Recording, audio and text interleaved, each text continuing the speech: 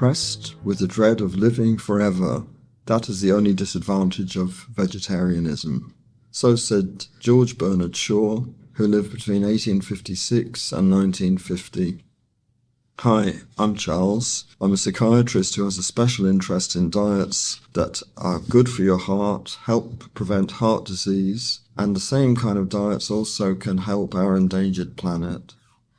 Hi, and I am Sinead Dardo Flynn. I am a student of public health with the Bachelor of Medical Science behind me, and I'm very interested in planetary health and diets that can help the planet but also help people in their lives as well. So in this episode, we're going to continue on from last week and talk about the two doctors who pioneered low-fat plant-based therapy for heart and also cardiovascular problems. We're going to start off by continuing with the research and writing of Dr. Dean Ornish, who we mentioned in the last episode. He gave dietary advice to Bill Clinton, together with Dr. Caldwell Esselstyn, and President Clinton credited these doctors for his recovery from heart disease. Also, how these doctors develop dietary plans that can even reduce heart disease that is already present. But first, Charles, we probably should give a brief recap about the diets that we're recommending. So we discussed these diets fully in the first 3 episodes. So if you want a little bit more information on that, definitely look at the first 3 episodes. So basically, who are these dietary options intended for, Charles? Usually, these options are really for everyone who wants to keep their heart healthy and prevent heart disease from starting. And new research has shown that the earlier you start having a healthy diet and looking after your heart, the better, because a recent study, we mentioned it last time, showed that young people between aged 18 and 30 who went on similar plant-based diets and were followed up for 30 years, they actually had a 52% less chance of having any heart or cardiovascular problems at the end of that time. I better get my friends to listen so they'll benefit from it. Yeah. So, and that's the problem. We get used to very unhealthy diets at a young age. We don't feel we don't have to worry at that stage, but it can catch up with you later. So, as I said, it's never too young to start. And as we said before, these diets are also for people who may have relatively minor problems like raised cholesterol or slightly raised blood pressure or being overweight. Then they'd like to help these problems through a diet and exercise. And then the third group it can help are for actually people who've already been diagnosed with a heart or cardiovascular problem and who may be on treatment, but they wish to help their treatment and give themselves maximum chance to recover by adding diet and exercise in, so that it won't get any worse and hopefully can also reduce the problems. Fantastic. And as we said before, if you're on any treatment for these disorders, heart problems of any kind, please don't stop the treatment and think you can abandon it by going on a diet. There's serious conditions. So if you suffer from any heart or medical disorders, please consult with your doctor before going on these dietary options and any exercise that we may suggest, and make sure that he or she is happy with it. Hear, hear.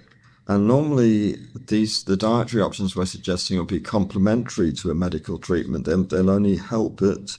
And if you find you're benefiting from one of these diets and exercise, then it may be possible to go back to your doctor and discuss it with him or her and say, explain the improvement. And it may be possible to reduce some of your medicine at that stage, for example, if your cholesterol level or your blood pressure goes down. And the environment is the other part of it. Yeah, absolutely. Such an important topical thing at the moment, the environment. So what about it? What about helping the environment? Is there anything that these diets have that can help the planet or help reduce the climate change? Yes, Sinead, these are, as you know, this is a subject that's close to our hearts. As we mentioned, we're both in a group called Irish Doctors for the Environment. Mm-hmm. And these diets can help with climate change because globally, 20% of greenhouse gases actually come from animal agriculture or the meat industry. And that's more than the entire global transport sector. So all of the trucks, cars, trains and planes in the world produce less greenhouse gases than are produced by the meat industry. It's bad when you put it into the perspective like that of like comparing it to transport, because everybody probably assumes that it's the transport sector really that's causing a bigger issue, but actually no, it's not. No, Yeah. and we put so much time and energy into reducing carbon emissions from the transport sector, but in comparison, people really aren't encouraged to alter their diet, which would make an enormous difference in terms of reducing greenhouse gases. So, and then the other amazing statistic that we mentioned before is that the production of 1 gram of beef causes the release of 250 times the amount of greenhouse gases than the production of 1 gram of protein from legumes, for example, tofu. So this is something that everyone can do in their lives. By eating less meat or going vegetarian, you can make a significant contribution to reduce climate change. And I think that's quite empowering for individuals. Absolutely, yeah, Charles. Like when I heard this, I started reducing my meat. I actually went vegan for 4 years after I heard how much of an impact it was having on the climate. Yeah. So I think it's really empowering to know that you can have such a difference by changing something that's actually quite simple, you know? Yeah. Now, you don't have to go, if you're at home listening and you don't want to go fully vegan, you don't have to be fully vegan. You can just cut down consumption, whatever you're right in saying that, Charles, that cutting down consumption and can be enough, yeah. Yeah, we're going, because as we're going to say shortly, there are options where there's reduced meat and there's options where you can take dairy, a low-fat dairy product. So every little helps, as they say in Tesco, and it's a win-win situation. You know, it's a win for your heart and it's a win for the planet. Absolutely. So could you remind us what the basics of the diets that we're encouraging on this podcast? You mentioned there the flexitarian, with the vegan and the percent of fats. Could you run us through what they are? Sure. Well, the first, generally, what we're aiming for is we're aiming for a diet with lots of whole grains in it. So that's a whole meal, a whole grain bread, brown rice, whole grain pasta. Not everyone likes whole grain pasta. It's a personal thing. It took me a while to adapt to it, but I love brown rice and I love heavy wholemeal bread. And I occasionally make bread. In fact, wholemeal bread. One of the recipes we're going to give in a future week is traditional Irish soda bread made with a completely whole grain vegan way.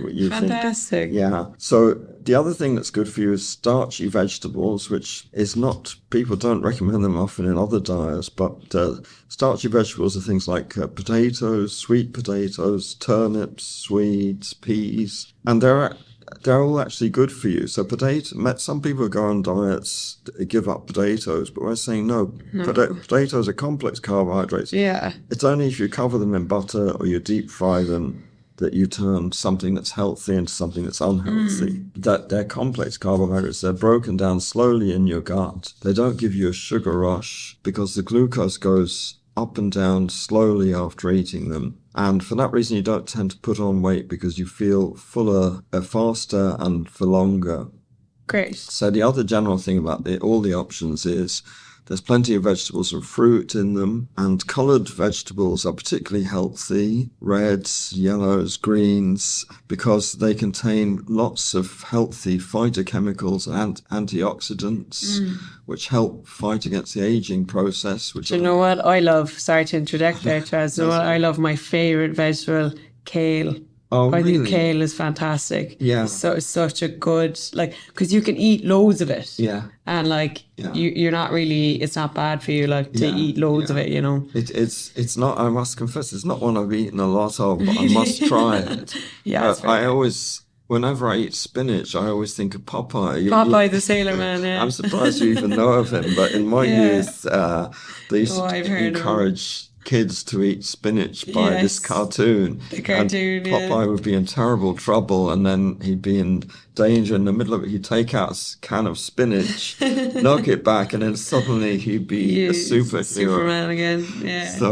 So coloured vegetables are good. Yeah, they're all these options are very low in fats and oils. Okay.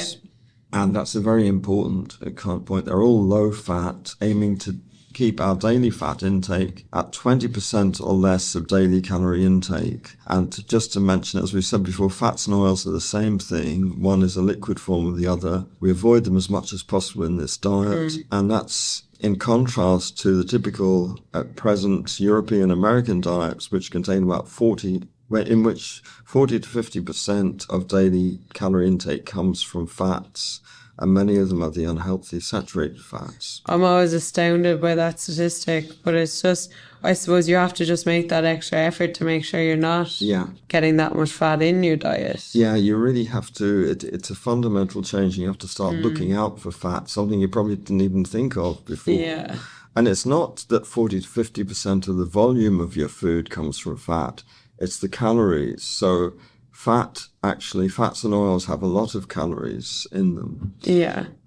So briefly, Charles, let's go over the options for diets. Yeah. So for people who find it hard to give up meat completely, there's the flexitarian option, but it's a reduced meat. So you can eat meat once a day and also have one or more days a week which are completely vegetarian, at least one day a week. And the rationale of eating meat once a day is the more red meat you eat, particularly, the higher your chances of a heart attack, heart problems. So keeping a limit on it is a good idea. The second option is lacto-vegetarian, where you can take dairy, but it all tends to be low-fat dairy. So, for example, we're using skim milk, not even semi-skim, but it has to be skim milk, low-fat or no-fat yogurt. Once a day, you can have some low-fat cheese in it, like a slice of low-fat cheese, which you can put on a pasta, for example. Then there's a vegan option, and that's aimed at keeping fat consumption at or below 20%, as with the other two options. And then finally, there's another vegan option. This aims at a much lower fat limit, keeping fat consumption at 10% or less of daily calories. But this is the hardest option to follow, but it also has the most profound effects, beneficial effects. Thank you for that summary, Charles. And just if you're listening and you want to know more about the diets, you can listen to the first episode for more information on those diets. So now we're going to take a little break, and when we come back, we're going to be continuing on with the story of Dr. Dean Ornish and his revolutionary work using plant-based diets to prevent and even reverse heart disease. So if you want to take a break, have some tea or coffee, no full-fat milk. It's not allowed. If you're feeling hungry and you want a snack, why not try a healthy one, like a bowl of whole grain cereal or muesli with some low-fat soya milk and sliced bananas and blueberries on top.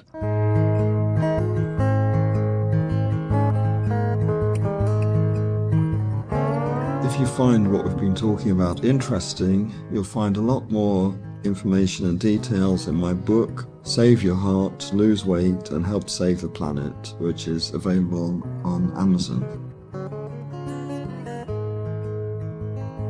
So back to Dr. Dean Ornish, we talked a bit about him in the last episode. So we talked about his research on, he did a bit of research in medical school on the effects of diet and exercise on cardiovascular disease.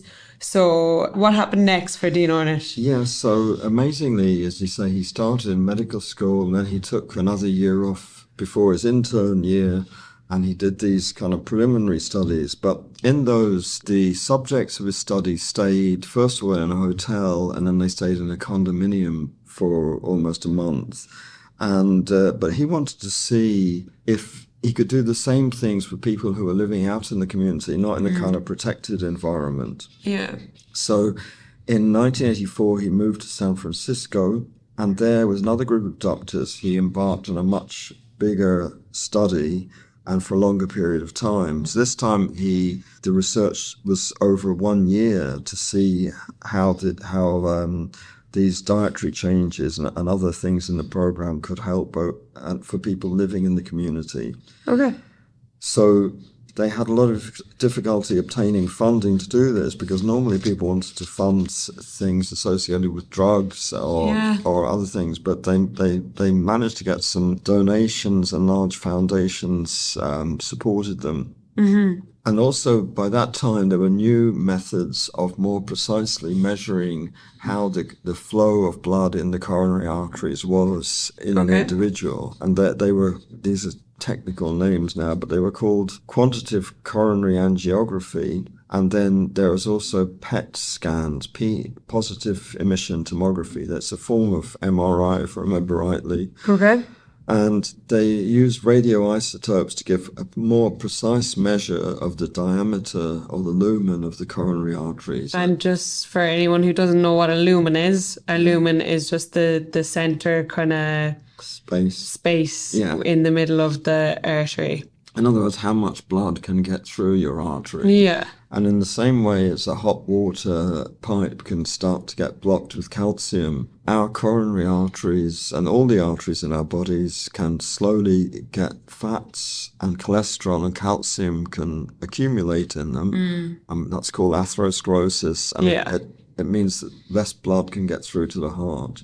So that's what he was studying, and he collected the patients over a 3-year period. He got them for patients who were having angiograms. That the angiograms it's like a brief video of your heart arteries and seeing how they're functioning. So he only took patients who had a shown blockage in either 1, 2, or 3 of their coronary arteries. So that's already quite a kind of serious degree of ischemic heart disease. And then this is the important thing. Unlike the other studies, in a good scientific experimental study, you want to have a control group and an experimental group. Yeah. And you don't want to pick who goes into which group, because that would subject them to bias. So you randomly assign them. And there's computer programs that do that into an experimental group who went on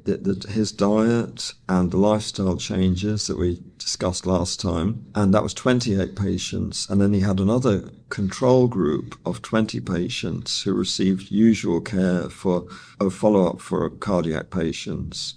And just for anybody who wants to know, this is called a randomized controlled trial.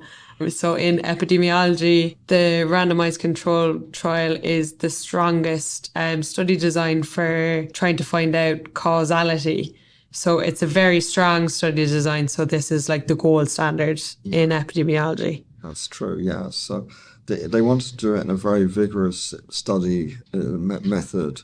And so it was quite an undertaking, because it wasn't known at that time if people could sustain these changes in diet and lifestyle over such a long period of time in their own homes. So the two groups, the experimental group, had a program that included a low-fat vegetarian diet, and amongst our dietary plans, they're on the 10% diet, virtually vegan. They had a moderate aerobic exercise program like walking. They had stress management, and they had group support. And if they smoked, they were encouraged to cease smoking.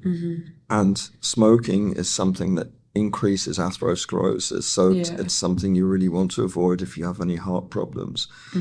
On the other hand, the control group were asked to follow their doctor's advice. That would be the cardiologist and the family doctor. And they were advised to make moderate dietary changes. That was to eat less red meat, eat more fish and chicken, use margarine instead of butter, and no more than 3 eggs per week. Also to exercise moderately, and as we said, to quit smoking. So this control group, their fat consumption would be around about 30% of their daily total calorie intake. Okay. So the diet of the experimental group, of the ones who were on the special diet, it consisted of vegetables, fruits, grains, legumes, and soybean products. There was no restrictions of calories. Okay. They couldn't take animal products, except they were allowed egg white, which has a very low fat content. Okay. And 1 cup a day, approximately 240 mils of non-fat or skim milk or yogurt. And this aimed at daily fat consumption of 10% of their total daily calories. And about 70 to 75% of their total calorie intake was carbohydrates, but they were, as we've said, they were mainly complex carbohydrates. The slow Yes, release carbohydrates. whole grain and starchy vegetables. They were on stress management techniques, which included yoga-like exercise of stretching. Okay. They had relaxation breathing techniques. They did meditation. They did progressive relaxation and imagery. And they were asked to do these techniques for 1 hour a day. And depending on the capability of their hearts, they were given exercise regimes, which were mainly walking.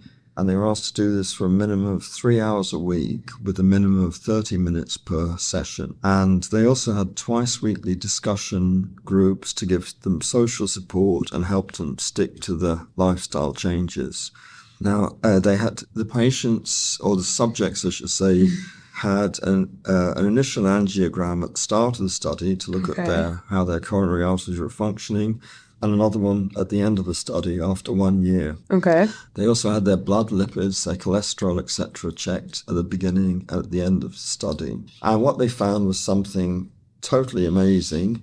That was that the coronary artery blockages had actually reduced in the great majority of patients on Dr. Ornish's lifestyle program. This study was published in the highly prestigious Lancet journal in 1990, and overall they found that 82% of this experimental group who were on the program 82%? Yes, had reduced the amount of blockage or occlusion in their coronary arteries after 1 year of adhering to the lifestyle changes. And on the other hand, the control group, who had been following medical advice, as the way we said, there was a tendency to worsening of the coronary artery blockages. That's insane, isn't it? Yeah. So specifically, the experimental group, the average blockage lessened from 40 to 37.8, but in the control group, the blockage increased on average from 42 to 46. So have I got this right? They did a randomized control trial. You had one on the 10% along with other interventions, but it was mostly the 10% fat was the biggest difference between the two, as opposed to the 30% fat in the kind of control group. Yes. Yeah. And then you had 82% of the experimental group had reductions of the blockages. Yeah. That's incredible results, isn't it? And the control group, it actually got worse, slightly worse. With medical advice, with the standard of care at the time. Yeah. So this meant that the atherosclerosis within the coronary arteries of the experimental group had actually reduced without drugs, which was quite unprecedented.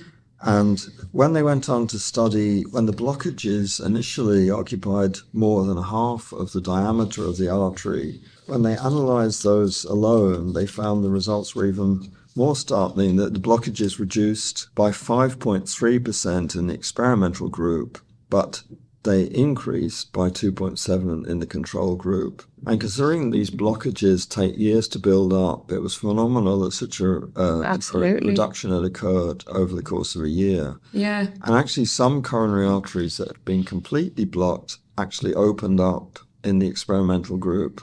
Another interesting thing, some of the greatest reduction in blockages occurred in the most severe cases and sometimes the older age groups. And this wasn't expected because they thought that younger people and less severe blockages would have the biggest changes. But in fact, in a way, the worse your prognosis would seem to be, the more the changes were helpful and effective. Do you know, was that study ever repeated? Well, he went on to extend it. Okay. But there hasn't been, as a general point, that there hasn't been a lot of repeated similar studies. Not on very, like we were talking before on studies with thousands of patients. Yeah. All of the studies in this, for some reason, have been very small groups of patients. So I don't know why that is. The other thing I want to mention, the other big finding that they had from the study was that the cholesterol and blood lipids improved very significantly in the experimental group. So the experimental group had an average reduction of 24% in their total cholesterol level and 37% in their LDL, the bad cholesterol, after a year. Just insane. Like, crazy results after a year, yeah. But there was little change in these levels in the control group. Yeah. So this showed that lifestyle changes could be successfully adhered to in people living in the community over a long period of time of 1 year, and bring about substantial benefits to their heart and their blood lipids. And they found that this was always a big worry. Could people, because as I've said before, 10% restricting your daily intake of fat to 10% is difficult. Yeah. But we've been talking about looking for veggie burgers that have 10 grams and less. We'll go into the number of grams, but it's not an easy thing to do it. Okay. So I think especially with the environments we're in kind of nowadays, that it takes extra effort. Yeah. But it definitely sounds like it's worth it from that study anyway. Absolutely. And as I say, this is the 10% one. The 20% one that we're advocating in 3 of our diets is a lot easier to stick to, and that's You the still one, get benefits, yeah. So, but in the study that he did, the experimental group were very well able to restrict their fat intake to 10%, and in fact, on average, they reduced it 6.8% of daily calories came from fat. And they also adhered well to the exercise and the stress reduction. That's understandable, because exercise, I find it enjoyable every day to go out for a walk. 100%, yeah. And it's also enjoyable to do maybe a bit of stretching and a bit of meditation. So these were all parts of his regime. And so the other thing is, it struck me, statins are very commonly used and, in lowering cholesterol. So I wondered, could the same results be used just by using cholesterol-lowering drugs, for example, the statins? So Dr. Ornish, this information I got from his book, which is Dr. Dean Ornish's program for reversing heart disease. And he addressed that in this book, and he quoted 2 studies that address this point. And the first study, patients were divided into 2 groups, both adhering to a 30% of daily calorie intake came from fat. But the first group received high doses of 2 cholesterol-lowering drugs, so that they kept their cholesterol below, in the European system, 4.65, in the American, that's 180 milligrams per deciliter. And the second group just had that lower fat. They didn't take the statin drugs. And they were checked with coronary angiograms after 2 years and 4 years. In the group having the 2 cholesterol-lowering drugs, the 2 statins, only 16% showed some measurable reversal of the coronary artery blockages. In 40% of the same group, despite being on the statins, the blockages actually got worse, and there were similar results after 4 years. And just to clarify, this wasn't a study by Dean Ornish. This was just studies he quoted in his book. In his book that were done around so the time that, of the study. That 16% showed measurable reversal, whereas we had the 82% in his study. Yeah, his Lancet study. So it looks like, from these 2 studies now, there are only 2 studies, but it still looks like that the diet and exercise might be a better option. Yes. And by the way, the other group, who were just on the 30% low-fat diet but without the cholesterol-lowering drugs, did even worse again, and less than 1% reduction in the coronary artery. So these people are not on statins? No, and they're going for a 30% fat reduction diet. Now, however, just saying that, they were aiming at that, but their actual fat consumption may have been more than 30% of total calories, because it's a hard thing to do. And many previous in Dr. Ornish's study, they were very strict about fat reduction, but in many studies, people are just advised to reduce it to around 30%. They often don't actually manage to do that. So Dr. Ornish actually then went on to extend the study because he wanted to see if they could continue with this regime for 5 years in total. So was this a new study or an extension of the old study? It's an extension of the old study. Okay. And it was published in the Journal of the American Medical Association in 1998. And it was to investigate whether further improvements in heart function and reduction of heart disease would occur over a longer period of time. Okay. Still with patients in the community. So he used the same group of patients who were in the Lancet study, and he asked them if they'd be willing to extend the study for a further 4 years. And most of them agreed to do so. Why would they not? If they were doing well, absolutely. Yeah. So they were able to maintain the same changes in diet and lifestyle over the following 4 years as well. That's very impressive. The control group continued with the same moderate changes. And in the lifestyle group, the partial blockage of the coronary arteries was lessened by 4.5% after 1 year, but it went on to be lessened in total by 7.9% after 5 years. Mad. In other words, the blood flow to the heart muscle increased. Yeah. And in contrast, in the control group, the narrowing of the coronary arteries worsened by 5.4% in 1 year, and it went on to a massive 27.7% worsening after 5 years. Oh my God. So also in the lifestyle group, there were less than half the number of cardiac events compared to the control group during the 5-year period.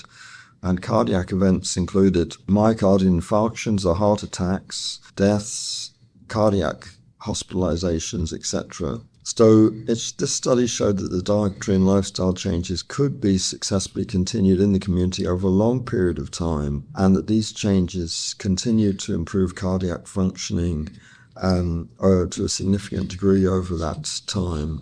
It kind of makes you hopeful for preventative medicine. Like this is preventative medicine.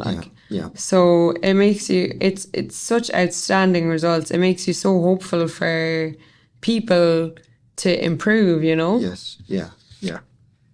So, but one thing I have to say is I've tried the 10% thing, and I was able to do it. So it is doable. Oh yes, doable. Yeah. I did it for a month, and after a month, my cholesterol went down to the lowest it ever was, which was 4.5. Okay. I'm sorry, I can't tell you what that is in the American system. Yeah. But I was delighted, but it was tough.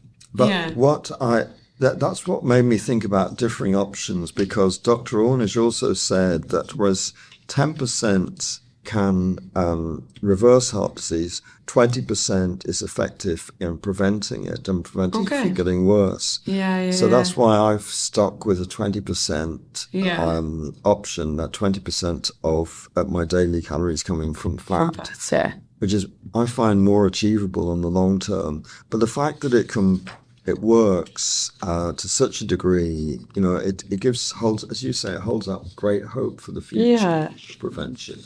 Definitely, yeah. I think it's hopeful is the word. So incredibly interesting stuff. Fair play to Dr. Dean Ornish. Food for thought, huh? We're going to take a break now, and when we come back, we're going to have our recipe of the week. One of my favourite dishes, I must say. I feel like I say that every week, but this is definitely one of my favourite dishes. It's a vegan shepherd's pie.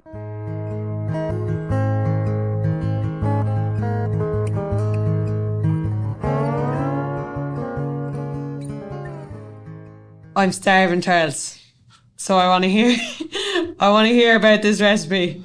Okay, so yes, this week it's a vegan shepherd's pie, and this recipe serves 6 people. So it's a filling meal. It's great for a winter's evening like we have at the moment, or if you're really hungry. Which I am. So let's get to it with the ingredients first of all. The ingredients are, now again, I may have gone mad with potatoes, but we're in I don't think you can have too much potatoes, yeah. Yeah, so I've put down 2 kilograms of potatoes, but you can reduce that a bit if you want to. Then 200 grams of meat-free mince, for instance, vegan mince. For example, the one I used was Planted, and it's available in the UK and Ireland. then 2 medium-sized onions, 250 grams of mushrooms, 1 can of pulped tomatoes, 1 can of red kidney beans, which was 240 grams, 1 large courgette or zucchini for our American friends, 250 mils of vegan gravy, 1 dessertspoon of soy sauce, 1 heaped teaspoon of fresh thyme or a level teaspoon of dried thyme, 1 vegetable stock cube, and 5 mils of rapeseed or canola oil, and 3 cloves of garlic. And the total fat for 6 people is 41.3 grams, giving the fat per person at a nice low level at just 6.9 grams. So, but I should say the amount of fat in the dish varies according to the type of vegan mince that you use. Some have more fat in them than others, but the particular type I used, I calculated that value. So this is how we start off. First of all, peel and chop the onions finely. And then in a large non-stick frying pan, place 5 mils of rapeseed or canola oil. And when it's hot, add the onions and start to fry on a medium heat. Wash and slice the courgette and add that to the pan. Wash and slice the mushrooms, also add to the pan, stirring frequently until all are softened and starting to brown. Add the cloves of garlic, which are peeled and sliced finely. Then add the vegan mince and start stirring it. Then add a can of tomatoes, and on top of that add some water until it just covers the top of all the ingredients. Keep stirring, bringing it back to the boil, and then reduce the heat and simmer so that the mixture is just bubbling. Then add the vegetable stock cube. Drain the red kidney beans from the can and add them to the pan. From the can and add them to the frying pan. Then make up 250 mils of vegan gravy. We described that previously, but just follow the manufacturer's instructions. I use Marigold vegan gravy, which I find is very good, and add the gravy to the pan also. Then add a dessert spoon of soy sauce, add the thyme, and cover the pan and leave to simmer, stirring occasionally. So whilst that is simmering, take another large saucepan and 2/3 fill it with water. We're going to do our potatoes in this, mashed potatoes. Add a little salt and bring to the boil. I do everything as I'm going along. Some people like to have everything pre-prepared, but whilst the water is heating, wash and peel the potatoes and slice into quarters or thirds. Try and achieve approximately equal size pieces. Add these to the water and boil until the potatoes are cooked. It usually takes about 20 minutes in boiling water. You check the potatoes with a fork, so if the fork goes into them still a little bit firm in the middle, don't overcook them or you spoil the taste of the potatoes. And then remove from the heat, drain off the water, and with a masher mash the potatoes in a saucepan. So next we need to get a very large baking dish. I use a big rectangular one, and then take the contents of the frying pan and pour into the dish, spreading it out to form an equal layer. And then with a large serving spoon, you layer the mashed potatoes over this. Start at one end, placing mashed potato equally on the mixture until the whole top is covered with a thick layer of mashed potato. Then place the baking dish in an oven and cook for 25 minutes at 200 degrees in a regular oven or 180 degrees in a fan oven. By the end of the cooking, there should be a slight brown tinge on the surface of the potato layer. That is my favourite part. I love the crispy bits at the top. And cook longer if necessary to achieve this. And then remove from the oven, and when you're serving, keep the potato on top. And so you have 2 layers. You have your mince and gravy, etc. in lower level, your potato on top. Add a little pepper if desired, and the dish can also be served with some additional vegan gravy in a jug if desired. And that's your vegan shepherd's pie. That's a good one. I'm looking forward to trying that one. Oh, I love shepherd's pie. So as always, for our listeners, we'll be putting our recipes up on social media. And thank you to everyone who has followed us on Instagram, Facebook and LinkedIn so far. So that is Your Heart, Our Planet, Facebook, Instagram and LinkedIn. So also please send us your comments there. Feel free to rate the podcast if you've been listening, and thank you to those who have given us 5 stars so far. And we'll read some of your comments out in future podcasts. That's right, Sinead. And finally, if you find what we've been talking about interesting, these topics, you'll find much more detailed information in my book, Save Your Heart, Lose Weight and Help Save the Planet, which is available on Amazon as a paperback and on Kindle. So until next week, bye. And a goodbye from me. Have a great week, everyone.